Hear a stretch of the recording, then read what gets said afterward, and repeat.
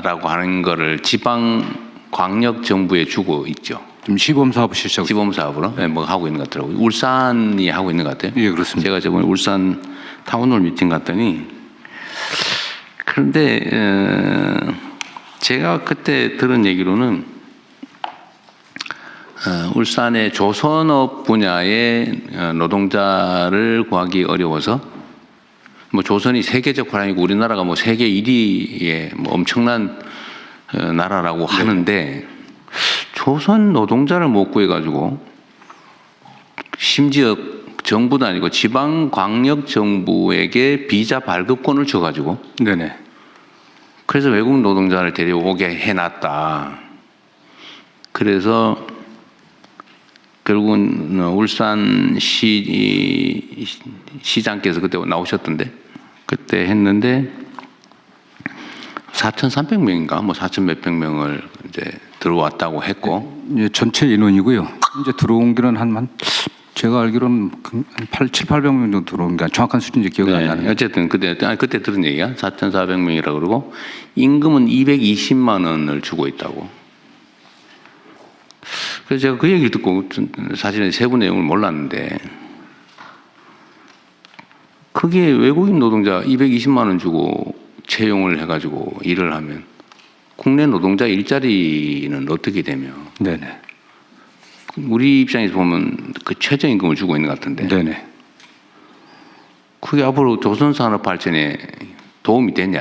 그 사람들이 계속 숙련공으로 성장해서 중간 기술자로 그 성장을 해야 그 생태계가 유지될 거 아니에요? 네네. 근데 이 사람들 해가지고 뭐 한 1년 일하다 가버리고 또 220만 원 주고 쓰다 가버리고 이게 문제가 있는 것 같다라는 생각이 내가 펼쳐드렸는데 나중에 보니까 요 비자로 들어온 게 4,000명이 아니고 허용 인원이 400 몇십 명이었고 그러니까 팁을 그것만 준 거예요. 근데 그 중에 88명인가가 네, 됐다고 그러더라고요. 그런데 제가 드리고 싶은 말씀은 이게 과연 바람직하냐 이게. 고용 문제나 이런 거는 국가적 과제인데 예. 특정 지역에 그 비자 발급권을 줘가지고 그 지역에 필요한 노동자들 데려다 써라 이래버리면 국가적 통제 관리가 되겠냐 그 의심이 갑자기 들었어요. 네네. 예. 지금 당장 판단하기 어려우실 수 있는데 요거를 계속 유지할지 시범 사업이니까. 예, 시범 사업입니다. 평가도 얼른 해보고 과연 이게 정말 유지를 할 필요가 있는지 좀 점검해서 다음에 보고를 한번 해주세요. 예, 그렇겠습니다. 여기에 임금 문제하고 지금 들어오는 게 전체 조선 노동자의 과거 20%였는데 지금 30%까지 안에서 지금 외국인 노동자를 채용하고 있거든요. 그래서 조선 산업 분야의 노동자를 30%나 외국인 노동자로 쓰고 있다고. 예, 현재 그렇게 되어 있습니다. 이걸 좀 20% 좀 낮추는 문제하고 임금이 최초에는 그 GNI의 80% 정도면 되게 한 3,500만 원 정도 내외였는데 줄여갖고 지금 최저임금으로 하다 보니까 지금 대통령님 말씀하신 것처럼 떨어졌고요. 그래서 요게 최저임금이 아니라 지역별 그 생활임금 정도 수준은 돼야 되지 않겠냐라는 논의도 있는데 어쨌든 이게 국내 노동자들의 임금을 낮추는 그런 문제들이 있고요. 어쨌든 이 사람들 최저임금 받아갖고서는 지역경제 활성화에 전혀 도움이 되지는 않습니다. 뭐 골방에서 있다가 그냥 최소한의 생존만 하고 나머지는 다 본국 송금하고. 네, 이제 다만 과거에 산자부를 통해서 저희가 들어오는 거하고 광역형 비자의 차이는 뭐냐면 광역형 비자는 지자체에서 현지하고 협의해갖고 현지에서 좀 양성을 합니다. 통합교육고 한국어 교육도 좀 시켜갖고 보내오는 거거든요. 네, 어쨌든 이건 면밀히 좀 검토를 해보겠습니다. 이게 우리 산업부 장관님 어디 계세요? 지금 마스가라는 뭐 해가지고 우리가 이제 조선 분야에 미국 진출도 어쩔 수 없이 하게 될 수도 있고 그죠? 또 뭐 경제적 요인으로 따지더라도 우리가 조선 분야는 경쟁력이 높기 때문에 계속 성장 발전할 가능성이 높잖아, 그죠? 네. 실제로 경쟁력도 뛰어나다고 하고. 그런데 이제 산업부 장관님, 노동부 장관도 얘기 좀 들어보세요. 이게 우리가 이제 국가 정책으로 특정 산업 분야에 예를 들면 재정도 투자하고 외교력도 집중하고 뭐 어쨌든 막 국가 역량을 총동원해 가지고 키우잖아요. 그 중에 하나가 이제 조선산업이란 말이에요. 조선 뭐 원자력도 그렇고 뭐 방위산업도 그렇고 뭐 반도체든 뭐 첨단 기술 AI 다 그렇잖아요. 근데 어쨌든 거기에 뭐 국민들 세금을 투자하거나 어쨌든 국가 영향을 투자해가지고 이제 성장을 시키는데 그 성장에 따른 결과물을 제가 선거 때도 이런 얘기를 자주 드렸습니다. 우리가 새로운 성장 영역을 발굴해내되 그 새로운 영역에서는 최소한 기회도 공평하게 성과물도 공평하게 좀 가지게 해서 이 양극화를 줄여나가겠다. 그래서 성장 발전과 양극화 완화, 그러니까 공평한 기회라고 하는 것은 사실은 동전의 양면처럼 결합되어 있어야 되거든요. 근데 지금 조선 분야는 하나의 예인데 이런 식으로 이거 외국인 노동자 데려다가 막 최저임금으로 이렇게 국내 일자리 대체하고 그러면 지역 경제도 나빠진다고 막 항의하고 그래서 이 경쟁력을 가져가지고 그러면 이게 우리가 성장의 과실은 상층의 일부가 독식하고 나머지 밑에는 더 어려워지고 이렇게 되잖아요. 이러면 절대 안 되거든요. 예, 맞습니다. 근데 조선업이 하게 된 데는 불과 얼마 전까지만 하더라도 중국과의 이 경쟁 때문에 굉장히 어려운 상황이어가지고, 근데 마침 이제 대통령께서 마스가를 하면서 새로운 돌파를 마련을 했습니다. 그래서 앞으로는 조선업도 대기업 조선소뿐만 아니라 중소기업 조선소들 그리고 부품업체들 같이 대통령께서 계속 강조하셨던 게 생태계 말씀을 하셔서 생태계 관점에서 마스가 프로젝트도 진행을 해서 말씀하신 내용대로 뭐 일부 대기업만 어떤 이득을 보는 게 아니라 중소조선사들, 협력기업들 거기에 근무하는 노동자들까지 같이 어떤 혜택을 볼 수 있도록 그렇게 지금 방안을 마련하고 그 방향으로 가고 있고요. 지금 제 머릿속에서는 그 조선업의 그 외국인 노동자 30%까지는 안 되는 걸로 저는 생각해요. 내가 보기도 약간 그거는 의문이 들긴 해. 그렇게 많으면 이게 한번 확인해 보기로 하고. 아니 30%까지 허용되게 돼 있습니다. 허용돼 있다. 그러니까 여기도 400 몇십 명 허용했는데 88명만 실제 채용했다고 하더라고요. 하여튼 그건 그렇고 노동부도 그런 문제에 대해서 목소리를 높여야 된다 그 말이에요. 근데 지금 조선 분야도 보면 일부 기업에서는 어쨌든 하청업체, 계열업체들의 상생 조치도 좀 많이 하는 것 같고 또 임금도 하청업체하고 본사 채용업체 임금도 똑같이 많이 뭐 같이 해주겠다라고 하는 그런 기업도 있더군요.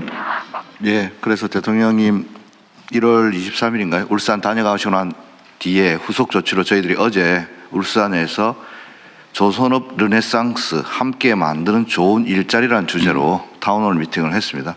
거기서 나왔던 이야기가 한때 사양산업으로 불렸던 조선산업이 이제 K조선이라고 세계를 이제 호령하고 있는데 새 정부 들어서 가지고 선박 수주가 지금 앞으로 10년간 특히 아까 중국과의 경쟁에서는 이미 벌크선이나 컨테이너선은 중국에서 가져가고 저희들은 LNG라든지 방산 이쪽으로 완전히 특화돼 가지고 앞으로 10년간은 뭐 호황이 올 것이라고 하는데 제가 드렸던 말씀은 도크에 배가 쌓인다고 또 수주가 10년간 됐다고 해서 그게 르네상스냐.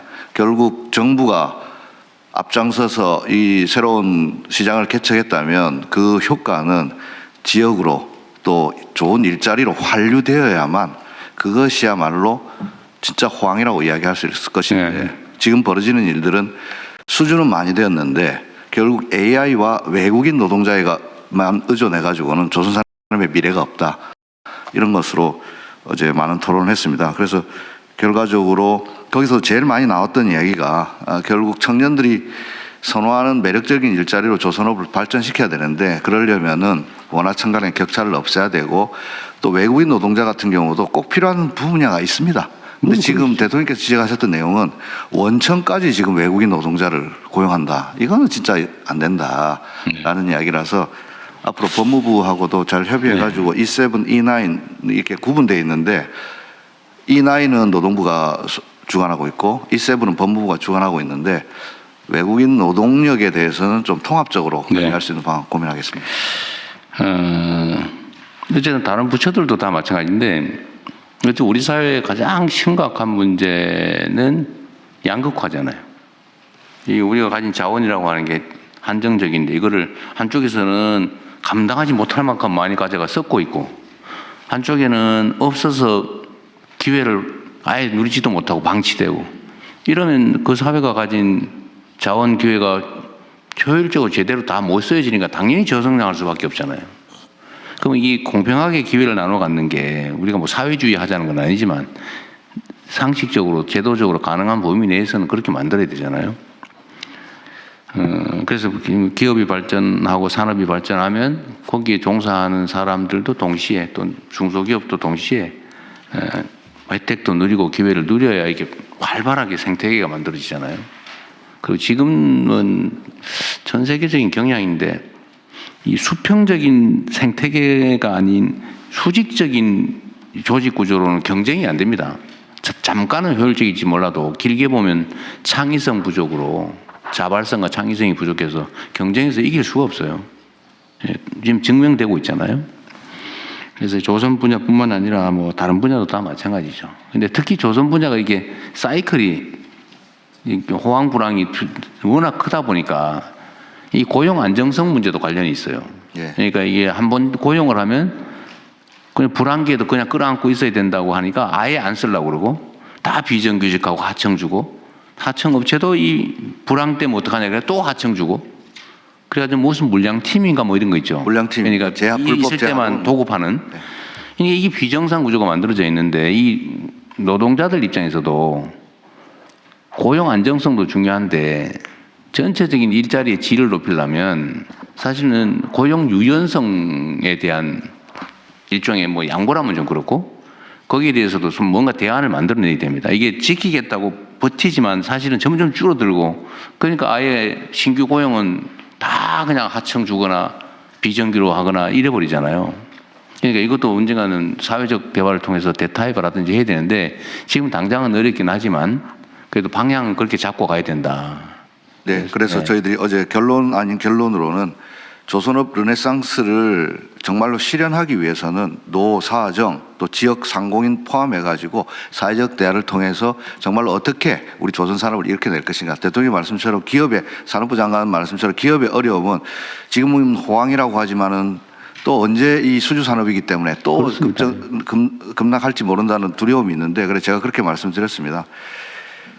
우리 부산, 울산, 동구든 거제든 우리 중공업, 우리 조선사라고 말할 수 있도록 평상시에 호황일 때 우리가 지역 경제에 기여했고 좋은 일자리를 만들었다고 하면 불황이 오더라도 아마 노동자들도 상인들도 우리 조선사 살리자고 나설 것이다. 자기 회사 망하게 하는 노조는 없기 때문에 그런 차원에서 거버넌스 형성이 중요하고 문제 제일 중요한 건 신뢰 구축이 중요한 것 같습니다. 그래서 이번에 물 들어올 때 노우저라고 좋은 기회가 왔을 때 서로의 입장을 이해하면서 조선 산업을 우리 대한민국의 새로운 신성장 동력으로 만들기 위해서 노사가 한 발씩 양보하고 또 정부도 적극 지원할 것을 또 어제 말씀드렸습니다. 네. 어쨌든 얘기가 많이 옆으로 새긴 했는데 하여튼 우리 사회의 중요한 해결해야 될 과제 중에 하나가 지키자고 하는 게 결국은 더 많이 잃는 결과가 오는 경우가 많아요. 대통령님, 조금 전에 사이클 관련 고용 안전성 말씀해 주셨는데요.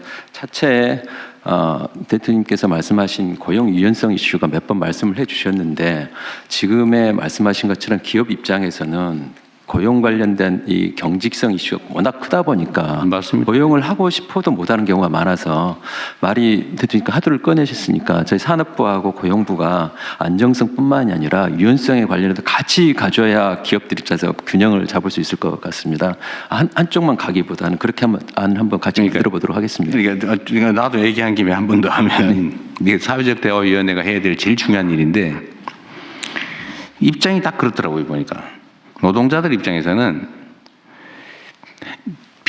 정규직 자리를 가진 사람 입장에서는 해고되면 죽음이다. 나가면 너무 춥다. 얼어 죽는다. 소위 사회 안전망이 너무 취약하고 다시 재취업 가능성도 없고 정규직과 비정규직 격차가 너무 크다 보니까 절벽 위에 서 있는 그런 느낌인 거죠. 악착같이 지키는데 물론 그 사람들은 지키겠죠. 근데 문제는 기업 입장에서는 저 한 번 정규직으로 뽑아놓으면 절대로 저거를 뭐 불황에서도 대응해서 내보내거나 안 되니까 다시는 안 뽑는다는 거예요. 정규직을. 기업 입장에서도 이해되는 바가 있잖아요. 그 노동자 입장에서 이해되는 바가 있잖아요. 그럼 이게 또 악순환이 계속되고 있는데 이거 어떻게 할 거냐. 결국 안전망이 가는 문제죠. 그래서 제가 계속 정규직이나 비정규직이나 보수가 오히려 비정규직이 더 많아야 된다. 다른 나라처럼. 그래야 그만두더라도 불안하지 않게.